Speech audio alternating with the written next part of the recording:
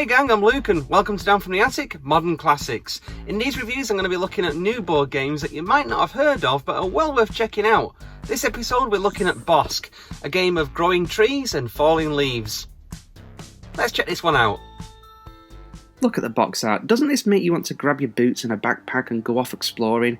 The autumnal colours and vintage aesthetic really work for me with this. It reminds me a lot of old postcards for some reason. Contents. Well, I have to say this is exceptionally nice. Each player has their own little box that contains their pieces. This is such a nice way to store and quickly set up the game. Lift the player boxes out of the big box and we're off! As you'd probably guess, this is a 2 to 4 player game.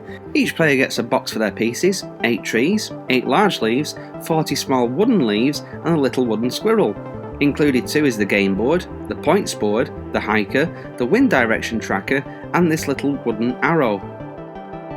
The quality of the art carries over for the pieces. The art is simple but has this warm vintage style to it. The wooden pieces are exceptionally well done. Each player is a different species of tree, and each tree has their own shaped leaves. Colours alone would be enough to signify who's who, but this is going that little extra mile. It's nice. The board is double-sided, and one shows the landscape for 2 players, and the others are 3 and 4 player games. The glowing square signifies the boundary for a 3-player game. Again, this shows a lot of thought that they've clearly play-tested this to see which play space suits numbers best. By the way, if you're wondering about the name Bosque, it's Spanish for forest. It has nothing to do with this bounty hunter. We don't need their scum. A game of Bosque is played in 4 rounds, the 4 seasons: spring, summer, autumn and winter. 2 of these are point scoring rounds. Let's play a game and see how this plays out. In spring, you'll be planting your trees in the forest. Each of your trees has a numerical value on it, 1 to 4, and you'll have 2 of each number. Going turn by turn, you'll each place your trees on a cross where 2 lines intersect on the board. What looks to be random placement is actually an extremely strategic points race. In summer, the hiker will walk all the trails in the park. She'll pass along all the lines on the board. The player with the highest score along certain lines is awarded more points. For example, purple here has their 2 and 3 tree along this line for a total of 5 points, whereas orange only has a single 2 tree. Purple wins more points and orange gets second place points. If you can get a line where it's just you and you're completely unchallenged, well, you get even more points. In spring, you have to really think carefully about your placement, and naturally you're thinking carefully about where to position yourself so that your trees net you the most points along multiple routes. However, the positioning of your trees comes into play even further in the game. More on this soon. I just want to stop and say how good this game looks with all the trees in place. It really has a nice table presence, this one. So, plant your trees tactically in spring, and in summer the hiker walks and meanders through the forest, garnering you points. You use one of your little wooden leaves on the points tracker to keep track of the points. Again, dead simple and easy to keep track of the score. Once all paths have been walked and all points have been tallied up, we're into autumn, and this is where the leaves begin to fall, and the forest becomes a battleground for leaf coverage. This is also where the wind direction tracker comes into play, and it really does make a difference on which side of the board you wish to align it to. This is a section of the game where those 8 large leaves and all those little wooden leaves come into play. Using the wind direction tracker, you'll see that the first 8 turns tell you to select 1 tree for your first turn, a 2 tree for your second, a 3 tree for your third, and so on. Select one of your 1 trees, and this will be where your leaves are being blown from. You also have to select how many leaves you wish to blow with your large leaf cards. So, for example, I'm going to select this number 1 tree here, and I'm going to play my 5 leaf card, allowing me to place 5 wooden leaves along the board. However, you have to place them in the direction that the wind is blowing. So from the trunk of your tree, you have to select one of the 2 spaces in the direction the wind is blowing and place a leaf. You then have the option of the 3 squares in front of that leaf to place your next leaf, and so on and so forth. The played leaf card goes into your pieces box, as does the selected tree.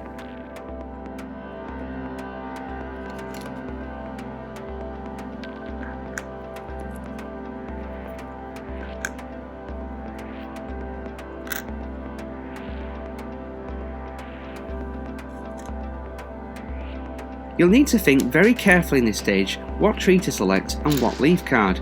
If you've placed a tree near a board edge and the wind is blowing that direction, well, it doesn't make sense to select that tree as your leaves will be blown off board and count for nothing.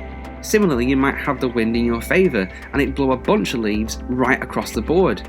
This is extremely tactical, and you'll definitely benefit from forward planning, thinking about what value of leaves to play and where to play them.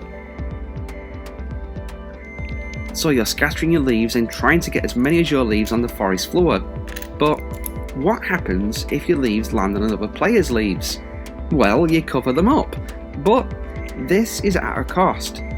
To be the topmost leaf, it will cost you as many leaves in that stack. So, covering up one leaf with one of your own will cost you one leaf, but a stack of 3 leaves, that will cost you 3 of your own leaves to place yours on the top, and you'll need to think about how valuable certain squares are to you.